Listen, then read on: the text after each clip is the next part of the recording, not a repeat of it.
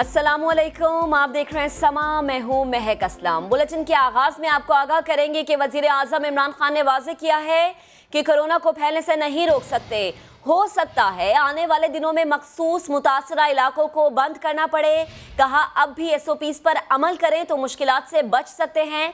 रमज़ान के बाद से मसाजिद से मुहलिक वायरस फैलने के वाक़यात सामने नहीं आए। सारी दुनिया में लॉकडाउन का असल नुकसान गरीब लोगों को हुआ है। वजीर आजम ने खबरदार किया कि कारोबार बंद करने से टैक्सेस में 800 अरब रुपए की कमी आई। आइंदा बजट में पूरी कौम को बड़े चैलेंजेस का सामना हो सकता है। और पाकिस्तान पीपल्स पार्टी ने वजीर आजम के खिताब को कौम से मजाक करार दे दिया। शहरी रहमान ने सवाल उठाया कि वजीर आजम को लॉकडाउन में नरमी से वायरस के फैलाव का इल्म था तो पाबंदियां क्यों हटाईं। सईद गनी ने शिकवा किया कि वजीर आजम सिंध में वायरस से मुतासरा अफराद का हाल तक पूछने नहीं आए। वबा के दौर में जानिबदाराना रवैया गैर मुनासिब होता है। एक तरफ मुल्क में कोरोना वायरस ने हलचल मचा रखी है, जबकि दूसरी तरफ अरकान सिंध असम्बली की गुफ्तगू ने उनकी गैर संजीदगी का पोल खोल कर रख दिया है। असम्बली इजलास के दौरान कोरोना की रोकथाम के बजाय भारतीय फिल्मों और अदाकारों के तस्करे होते रहे। अनिल कपूर नजर आया हमें एक्टिंग करते हुए, हर जगह जाते हुए, जैसे कोई फिल्म का सीन चल रहा है, कोई फुटेज बन जाए, कोई थोड़े आंसू बहा लूं, कोई दिखा लूं, दांत समेट लूं। इतने गंभीर हालात में कोरोना के मसले पर बुलाए गए सिंध असम्बली के इजलास में भारतीय अदाकारों के तस्करे होते रहे। MP अरसलान ताज अनिल कपूर की अदाकारी का जिक्र ही कर रहे थे कि वज़ीर आला सिंध की एंट्री हो गई।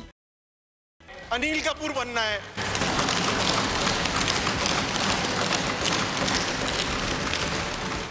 वज़ीर आला के आते ही PTI के अरसलान ताज ने फिर तंज किया कि आज फिर अनिल कपूर की अदाकारी होगी। मुझे स्पीकर साहब पता चला है कि आज भी कोई थोड़ी बहुत अनिल कपूर की एक्टिंग होने जा रही है। उवैस कादिर शाह ने वड्डे साईं का दिफा करते हुए तहरीक इंसाफ की सफों में अमरीश पुरी तलाश किया। उसमें अमरीश पुरी भी था। वो अमरीश पुरी कौन है?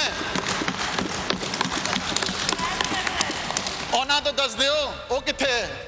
अस्पताल भर रहे हैं, लोग मर रहे हैं, पूरी ही दुनिया में हालात बिगड़े हुए हैं, मगर सिंध की सियासत इल्जाम तराशियों और फिल्मी कहानियों में लगी है। सिंध असम्बली का इजलास तो बुला लिया गया, मगर बेहतर इंतजाम न होने की वजह से अरकान को कोरोना का खतरा सताने लगा। MPA शहाना आशर टेस्ट के बाद असम्बली आती रही। आज उनका टेस्ट मस्बत आ गया है। टेस्ट के नताइज के मुंतज़िर दीगर अरकान भी खौफजदा दिखाई दे रहे हैं। साबिक सूबाई वजीर अब्दुल हसीब की पूरी फैमिली कोरोना से मुतासर हो गई। संजय सादवानी की रिपोर्ट देखिए। कौमी असम्बली की बात कर लेते हैं। कोरोना को शिकस्त देकर ऐवान में आने वाले स्पीकर कौमी असम्बली असद कैसर ने मास्क न पहनने पर रुकने असम्बली को झाड़ फैला दी।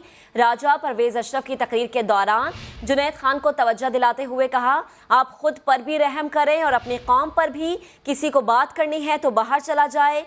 ये भी कहा आज मुख्तसर इजलास है, इसलिए सख्ती नहीं कर रहा, लेकिन फिर SOPs पर अमल दरामद करके दिखाऊंगा।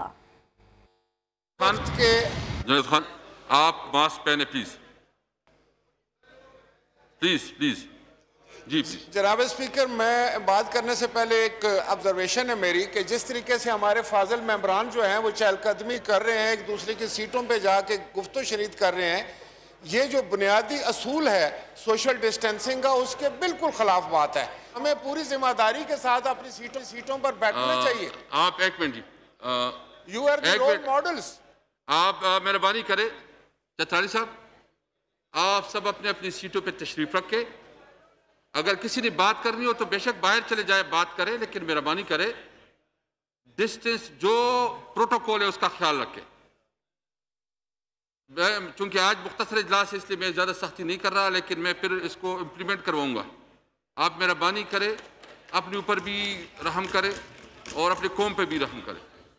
ये आपको देख रही पूरी कौम, प्लीज़ प्लीज आप अवॉइड करें। अगर किसी ने बात करनी हो तो बुलेटिन में आगे बढ़ेंगे। सरकारी मुलाजिमीन की तनख्वाहों में इजाफा ना किया जाए, नई भर्तियां भी ना की जाएं। बजट से पहले IMF ने बड़े मुतालबात कर दिए हैं। गाड़ियां ना खरीदने और गैर जरूरी अखराजात कम करने पर भी जोर दिया है। हुकूमत ने IMF का तजवीज़ करदा टैक्स हदफ गैर हकीकी करार दे दिया। वजारत खजाना के मुताबिक ज्यादा हदफ मुकर्रर करने से मिनी बजट आ सकता है। वाज़े किया कि दिफा और तरक्याती अखराजात में कमी मुमकिन नहीं। नए माली साल में IMF प्रोग्राम खतरे में पड़ने का खदशा भी जाहिर कर दिया। इस्लामाबाद से शकील अहमद की रिपोर्ट। और पाकिस्तान स्टील मिल के मुलाजमीन को फारिग करने का मामला सेनेट में पहुंच गया है। मुशाहिदुल्लाह ने असद उमर से इस्तीफे का मुतालबा कर दिया। हम्माद अजहर कहते हैं कि स्टील मिल्स को निजी पार्टनरशिप के साथ चलाएंगे। कर्ज की रीस्ट्रक्चरिंग के बाद निजकारी की जानिब जाएंगे। इस्लामाबाद से उस्मान खान की रिपोर्ट में जानिए। पाकिस्तान स्टील के मुलाजमीन को निकालने का मामला सुप्रीम कोर्ट भी पहुंच गया है। मंगल को चीफ जस्टिस की सरबराही में 3 रुकनी बेंच समाअत करेगा। स्टील मिल इंतजामिया ने जवाब जमा करा दिया है। बताया कि पाकिस्तान स्टील में सिर्फ 1000 मुलाजमीन की गुंजाइश और ज़रूरत है। 7884 मुलाजमीन को फारिग कर रहे हैं। तफसीलात इस्लामाबाद से जुल्करनैन इकबाल की रिपोर्ट में। आगे बढ़ते हैं, सियासी मैदान से आपको खबर देंगे। मुस्लिम लीग नून के रहनुमा मियां जावेद लतीफ चौधरी निसार से मुतालिक नए इंकशाफात सामने ले आए। समा से इंटरव्यू में कहा चौधरी निसार वजीर आजम या वजीर आला बनना चाहते थे, इसी वजह से उन्होंने 18वीं तरमीम में भी रखना डाला। उन्होंने चौधरी निसार पर PTI धरने में सहूलतकार का किरदार अदा करने का भी इल्जाम लगा दिया। कहा धरने के दौरान चौधरी निसार ने एतजाज अहसन पर जानबूझकर इल्जामात लगाए। मियां जावेद लतीफ ने यह भी कहा कि नून लीग अगर फजलुर रहमान का भरपूर तरीके से साथ देती तो बेहतर था। वो समा के नुमाइंदे आरिफ मलिक से खुसूसी गुफ्तगू कर रहे थे। इख्तलाफ की वजह है ना वो बड़ी पुरानी है। वो ख्वाहिश है उनकी कि नंबर 2 कब तक मैं रहूं, या सूबे का वजीर आला या प्राइम मिनिस्टर।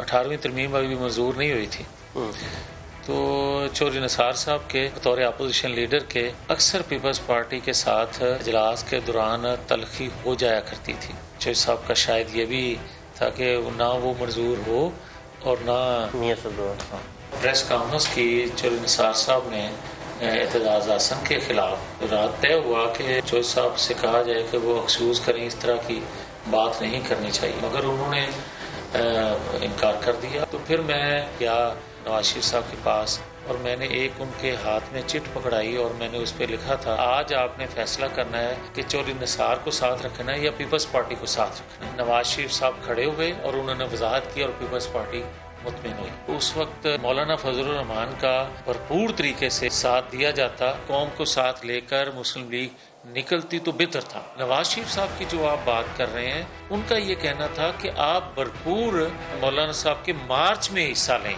जो कि हमने ना लिया। वो गलत फैसला था। नैब ऑफिस जाता हूँ तो मैं तो अपना सामान साथ लेके जाता हूँ, मुझे तो कोई चक्कर नहीं है। अंदर रखें बाहर रखें नवाज शरीफ को, ये तो बाहर रखना चाहते हैं। इनकी ख्वाहिश जो ये है ये रास्ते बंद करना चाहते हैं। जबकि पंजाब असम्बली में अपोजिशन लीडर हमजा शहबाज का कहना है कोरोना अशराफिया की बीमारी नहीं, इसने पूरे मुल्क को अपनी लपेट में लिया हुआ है। इब्तिदा में सख्त फैसले किए होते तो आज ये दिन ना देखने पड़ते। उन्होंने विफाकी वजीर फवाद चौधरी को भी आड़े हाथों लिया। लाहौर से आरिफ मलिक की रिपोर्ट में जानिए। और चेयरमैन नैब जावेद इकबाल ने करप्ट अनासिर के खिलाफ बिला तफरीक और मैरिज पर कार्रवाई का अज़्म दोहरा दिया।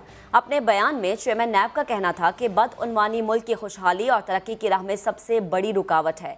मुल्क से बदउनवानी का खात्मा आज पूरी कौम की आवाज़ है। अपोजिशन और हुकूमत की तफरीक के बगैर मैरिज पर करप्ट अनासिर के खिलाफ कार्रवाई की।